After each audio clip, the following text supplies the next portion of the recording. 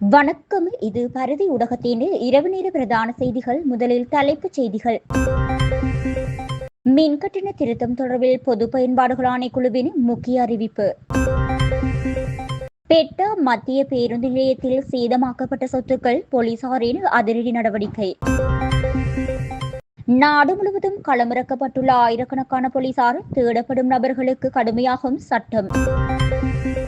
ஹோமாகம தனியார் பல்கலை மாணவன் உயிரிழப்பு, கழிவறையில் வெடித்த வன்முறை, வெளியான சிசிடிவி காட்சிகள். தையிட்டி காணி விடுவிப்பு, உரிமையாளர்களிடம் முக்கிய வேண்டுகோள். வாரியபுல நாரமல பகுதியில் விபத்து, இருவர் ஸ்தலத்தில் பலி. ஹெரோயின் போதைப் பொருளுடன் புத்தளத்தில் ஒருவர் கைது. கூர்மையான ஆயுதத்தால் தாக்கப்பட்டு நபர் கொலை. இனி தொடர்வன விரிவான செய்திகள்.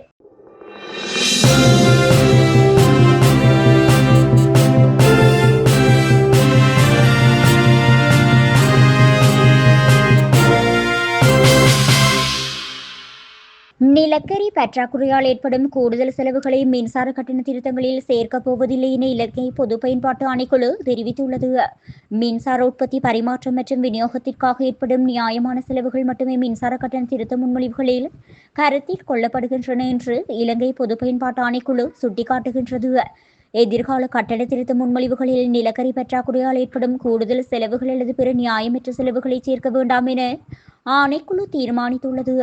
எதிர்கால கட்டண திருத்த முன்மொழிவுகளில் நிலக்கரி பற்றாக்குறையால் ஏற்படும் கூடுதல் செலவுகள் அல்லது பிற நியாயமற்ற செலவுகளை சேர்க்க வேண்டாம் என ஆணைக்குழு தீர்மானித்துள்ளது.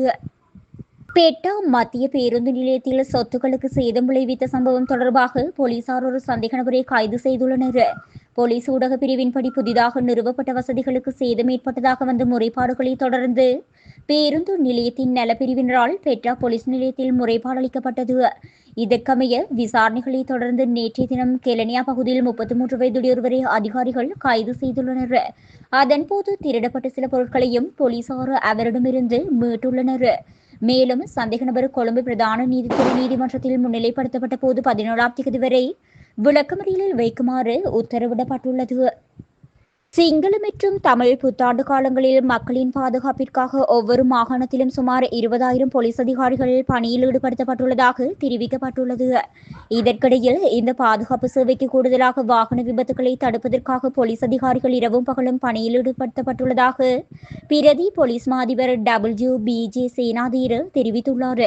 இதேவேளை மதுபோதையில் வாகனம் செலுத்தும் போது சாரதிகள் மற்றும் போலீஸ் அதிகாரிகளால் தேடப்படும் சந்தேக நபர்கள் கைது செய்யப்பட்டு நீதிமன்றங்களில் முன்னிலைப்படுத்தப்படுவார்கள் என்று பொதுமக்கள் பாதுகாப்பு அமைச்சர் ஆனந்த் விஜயபால தெரிவித்துள்ளார். இந்த பாதுகாப்பு திட்டத்திற்கு போலீஸ் சிறப்பு அதிரடிப்படை மற்றும் சிவில் பாதுகாப்பு அதிகாரிகளிடமிருந்து போலீஸ் அதிகாரிகளுக்கு ஆதரவு கிடைக்கும் என்றும் தெரிவிக்கப்பட்டுள்ளது.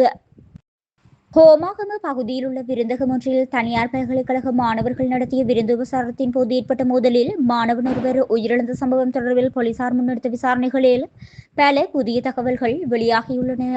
ஹிரிபிட்டிய நிக்கடுலு போத் பகுதியைச் சேர்ந்த 19 வயதுடைய ஜசித் சத்துக்கு என்ற மாணவனே இவ்வாறு உயிரிழந்துள்ளார். இதன்போது அங்குள்ள கழிவறைக்கு சென்ற மாணவிகள் சிலரை தொடர்ந்து மற்றொரு மாணவியும் சென்றுள்ளார். அவர்கள் திரும்பி வருவதற்கு தாமதமானதால் ஏனைய மாணவர்கள் அங்கு சென்றபோது ஏற்பட்ட வாய் தர்க்கமே இரு குழுக்களுக்கு இடையிலான மோதலாக மாறியுள்ளது என்று போலீஸ் விசாரணைகளில் தெரிய வந்துள்ளது. சம்பவ இடத்தில் இருந்த சிசிடிவி காட்சிகளை ஆய்வு செய்தபோது உயிரிழந்த மாணவன் அங்குள்ள நீச்சல் குளத்துக்கு அருகே திடீரென கீழே விழுவது பதிவாகியுள்ளது.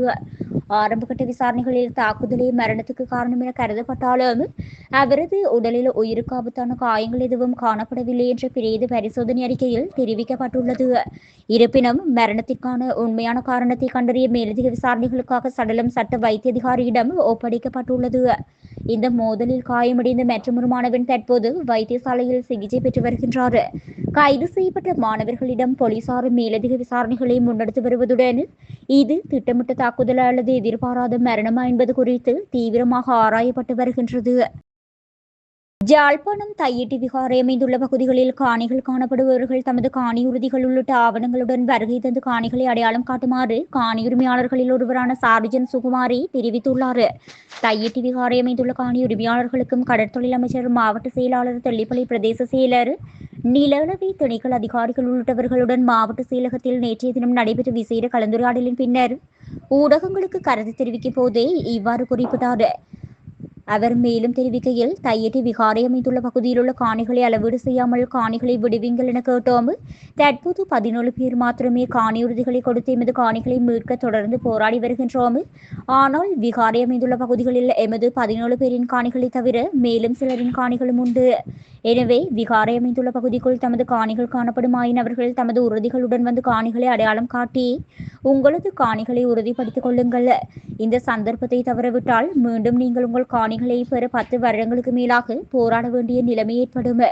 எனவே தையிட்டி விகாரை பகுதிக்குள் காணி உள்ளவர்கள் தமது காணிகளை உறுதிப்படுத்தக்கூடிய ஆவணங்களுடன் வருகை தந்து காணிகளை அடையாளம் காட்டுமாறு கேட்டுக்கொள்கின்றோம் என தெரிவித்தார். குருநாகல் வாரியபுல நாரமல பகுதியில் லொரியொன்று கவிழ்ந்ததில் 2 சம்பவ இடத்திலேயே உயிரிழந்துள்ளனர். குறித்த விபத்து நாரமல வீதியின் நெலும்புவ கொலமுனுவோயா பகுதியில் இன்றைய தினம் அதிகாலை இடம்பெற்றுள்ளது. அத்துடன் குறித்த லொரி புத்தளம் ஆனமடுவ பகுதியிலிருந்து செங்கற்களை நோக்கி ஏற்றிக்கொண்டு மீரிகம நோக்கி சென்று கொண்டிருந்த போது விபத்துக்குள்ளாகியுள்ளதாக காவல்துறையினர் சந்தேகம் வெளியிட்டுள்ளனர். உயிரிழந்தவர்களின் சடலங்கள் கட்டுப்புத்த பிரதேச வைத்தியசாலையில் வைக்கப்பட்டுள்ளதாக காவல்துறையினர் தெரிவித்துள்ளனர்.